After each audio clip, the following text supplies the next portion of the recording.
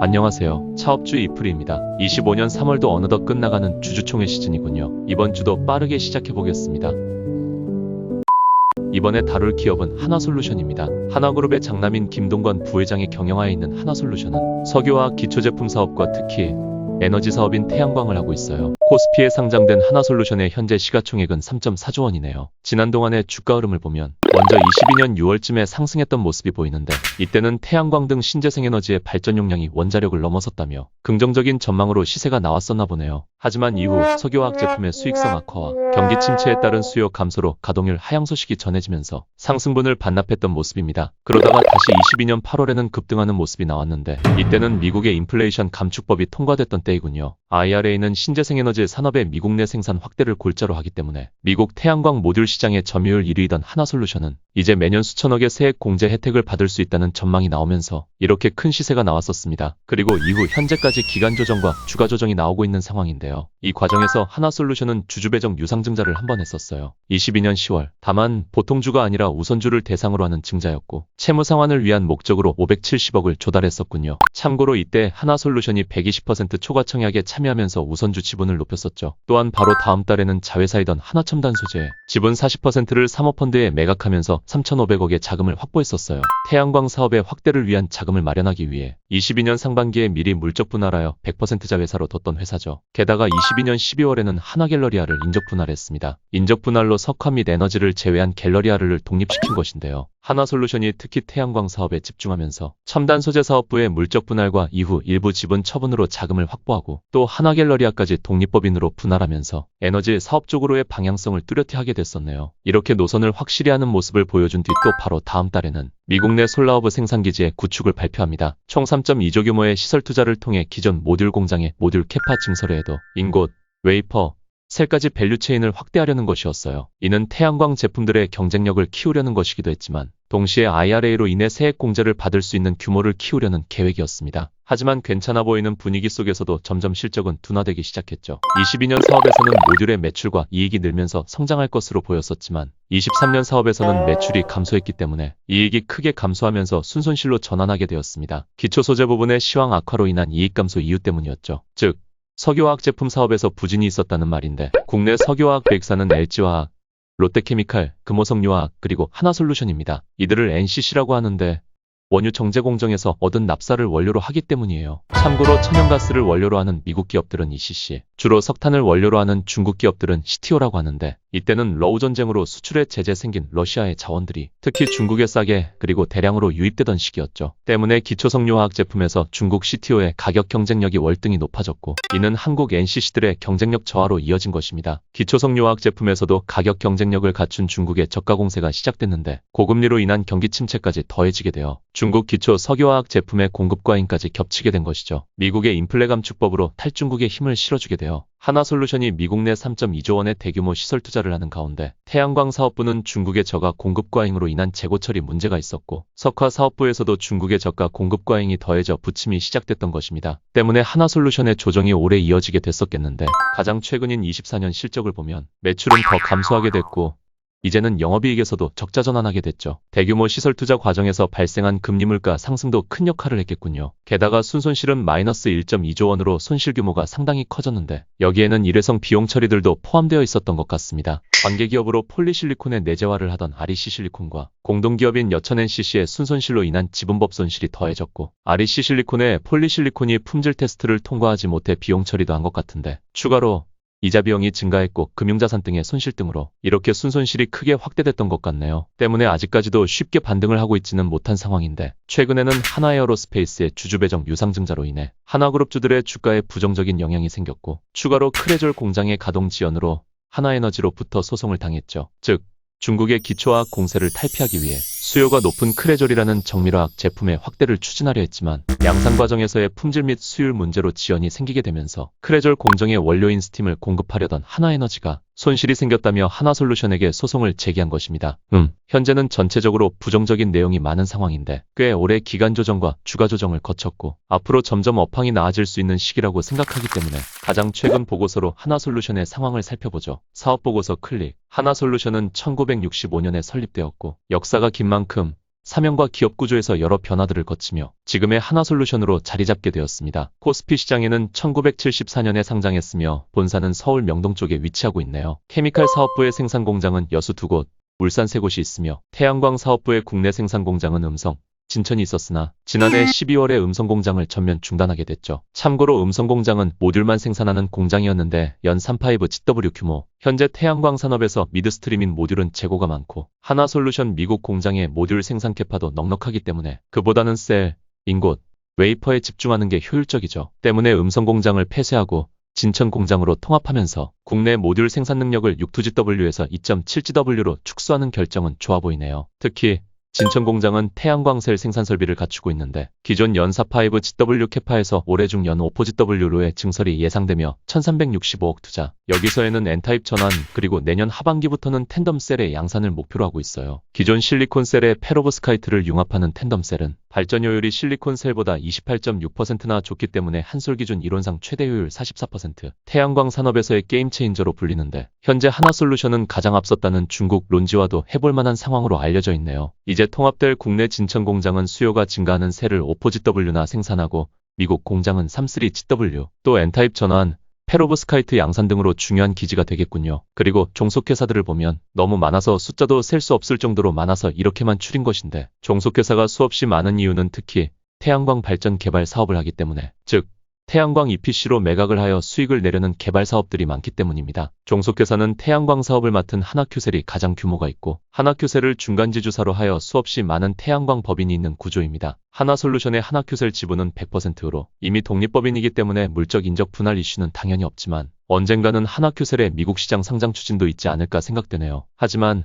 하나솔루션이 지분을 모두 가진 상황이므로 추후 큐셀의 미국 시장 상장이 추진된다고 해도 이는 악재가 아니죠. 자금 조달 확대로 태양광 사업 성장에 탄력을 받을 수 있을 테니까요. 그 다음으로는 물적 분할을 한 뒤 지분을 40%가량 처분했던 하나첨단 소재의 규모가 큰 것을 볼 수 있습니다. 타법인 출자 현황도 상당히 많은데 지분법 손익으로 영향을 주는 관계 공동기업 투자 자산은 5조 원 규모이며 관계기업에서는 하나이글스, 하나임팩트, REC 실리콘 폴리실리콘이 보이고 공동기업에서는 특히 여천 NCC가 눈에 띄네요. 그 외 단기손익 기타 포괄 금융자산은 상장주식, 비상장주식, 수익증권, 채무증권 등으로 총 3,400억 정도가 있는 상황입니다. 총 주식수를 보면 따로 하나솔루션으로 상장되어 있는 우선주를 제외하고 억 7,189만 2,536주의 보통주를 가지고 있으며 이 중 자기 주식은 254만 4,257주네요. 이러한 주식의 소유 현황을 보면 주 하나가 최대 주주로 있는 것을 알 수 있네요. 우선주 주주 배정 유중에 초과 청약하면서 우선주에서도 지분이 높아진 모습이에요. 참고로 하나솔루션의 최대 주주인 주 하나는 김승현 회장의 단독 지분율이 가장 높은 회사입니다. 때문에 하나에너지가 점점 지주사로 떠오르고 있죠. 하나에너지는 그룹을 승계받을 삼형제가 쥐고 있거든요. 즉 김승현 회장이 최대 주주로 있는 주 하나는 중간 지주사로 내려가고 대신 하나에너지가 지주사로 올라가는 모습입니다. 따라서 하나에너지는 계열사들의 가진 이런저런 지분을 처분하고 자금을 확보하여 주 하나의 지배력을 높이려 할 수 있고 또 하나에너지는 IPO를 추진하여 몸집을 키우고 최종적으로는 주 하나를 합병할 수도 있겠습니다. 그렇게 되면 김승현 회장의 지분은 희석되면서 삼형제의 그룹 내 지배력이 확대되는 모습으로 바뀌어 가겠어요. 아무튼 하나솔루션은 이러한 주 하나가 최대 주주로 있으며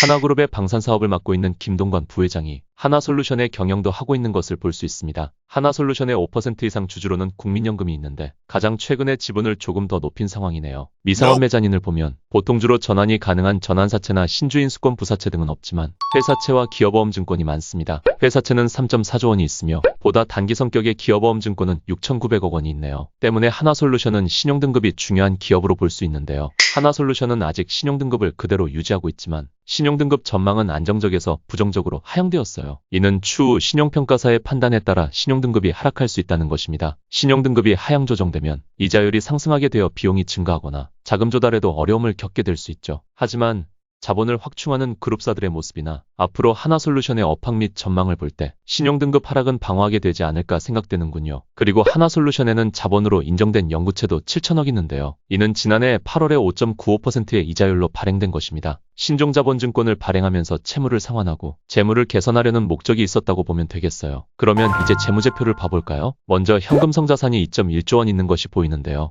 지난해에 영업적자로 돌아섰던 하나솔루션은 사실 영업활동 현금 흐름이 플러스였네요. 이는 유형자산의 감가상각과 손상차손으로 인한 이유가 컸고 또 아직 지출되지 않은 이자 비용과 지분법 손실의 이유였어요. 하지만 이런 현금 흐름만으로는 부족했기 때문에 주로 차입금을 활용한 자금 조달을 해왔고 이를 통해 유형자산 취득에 대고 투자를 해온 상황이네요. 부족한 현금 흐름에 비해 큰 규모의 자금을 조달하여 공격적인 시설 투자를 보이고 있는 모습인데 매출 채권 회수율은 전기보다는 나아졌지만 재고자산 회전율은 전보다 꽤 둔화된 모습도 있습니다. 아직은 업황이 안 좋기 때문에 제품 제공품 재고가 증가한 것으로 보이네요. 그리고 관계기업 투자자산 규모가 상당한데 이 중에서 여천NCC의 손실이 큰 것이 보이고 또 폴리실리콘을 개발하던 REC 실리콘의 손실도 상당하네요. 이로 인한 지분법 손실도 업황을 볼 때 당분간은 지속되지 않을까 싶군요. 게다가 가장 가파르게 상승하고 있는 유형자산이 보이죠. 유형자산 규모가 10조 원이군요. 특히 미국 솔라허브 생산기지 구축으로 이렇게 증가하고 있겠는데요. 하나솔루션은 운전자본 규모가 상당히 크네요. 이런 기업이 이익으로 전환하게 되면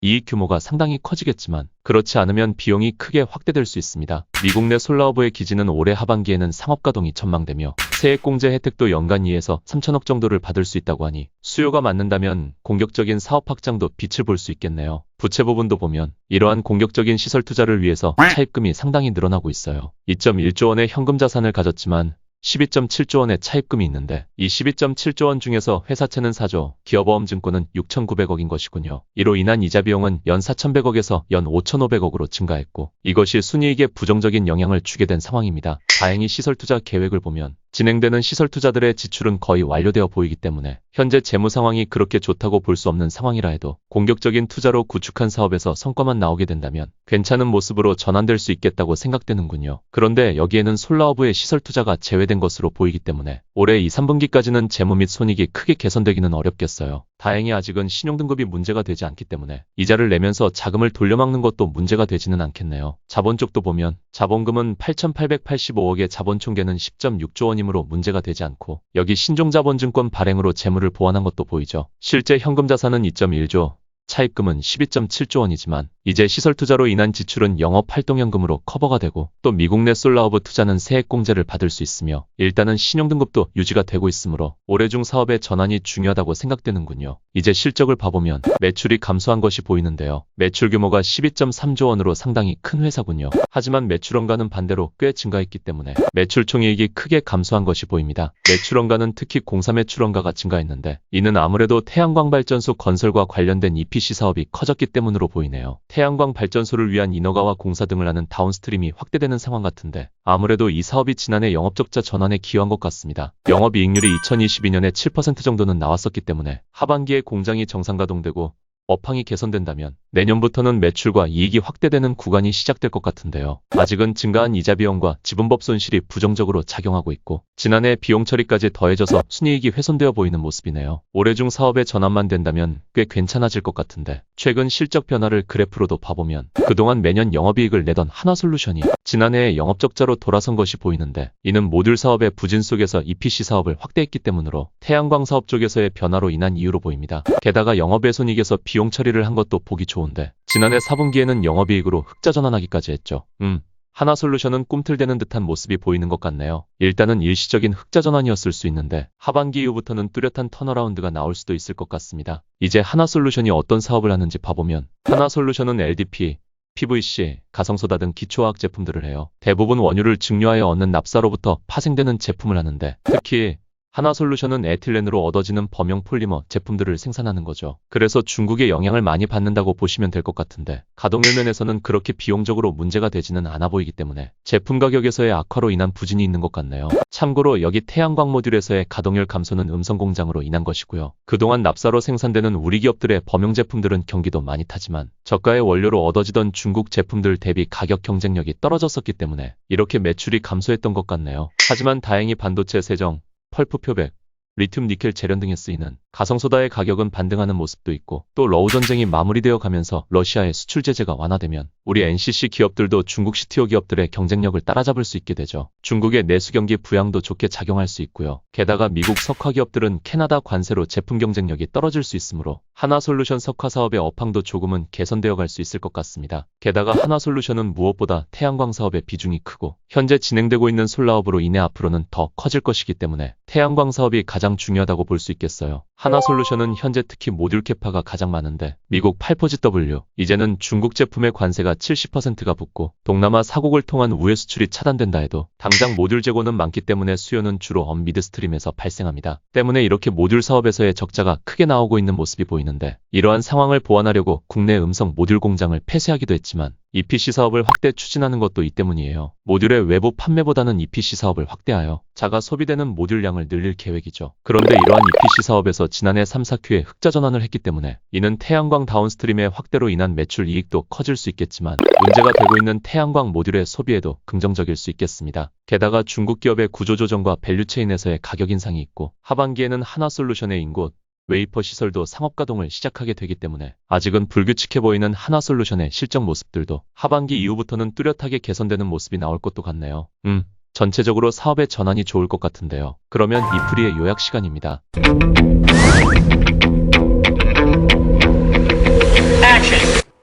하나솔루션은 공격적인 시설 투자와 이를 위한 자금 조달으로 부채 비율이 높고 이자 비용이 크며 운전자본 규모가 커졌습니다. 그래도 운영 가능한 현금 자산이 있고 회사채 기업어음 증권을 활용하기 위한 신용등급이 유지되고 있는데 태양광 산업에서 미국의 탈중국으로 인한 세액 공제도 도움이 되죠. 때문에 아직 조금은 위태로워 보이는 상황이지만 범용 석화 제품들은 러시아 제재 완화 및 중국 내수 경기 부양으로 전보다 가격 경쟁력을 갖추며 조금은 나아지는 모습이 나올 수 있고 특히 사업 규모가 과반이 넘는 태양광 사업에서 다운스트림인 EPC 사업을 키우면서 매출 상승과 이익 전환을 했으며 이러한 전략은 침체를 겪는 모듈에서의 수요로 이어질 수 있겠어요. 게다가 하반기에는 인곳, 웨이퍼, 셀의 미국 공장도 가동되므로 올해 3분기 전으로는 이익 성장이 뚜렷해지는 초입이 되지 않을까 싶군요. 아마 상반기 동안에는 위태해 보이는 재무와 들쑥날쑥해 보이는 실적이 나올 수 있겠지만 가격 기간 조정이 충분히 됐고 트럼프의 정책과도 맞기 때문에 어쩌면 주가적으로는 지금이 바닥일 수도 있겠는데 그래도 실적이랑 연동되는 시기가 안전할 수 있으므로 하반기로 넘어갈수록 하나솔루션의 투자 매력도는 높아질 것 같네요.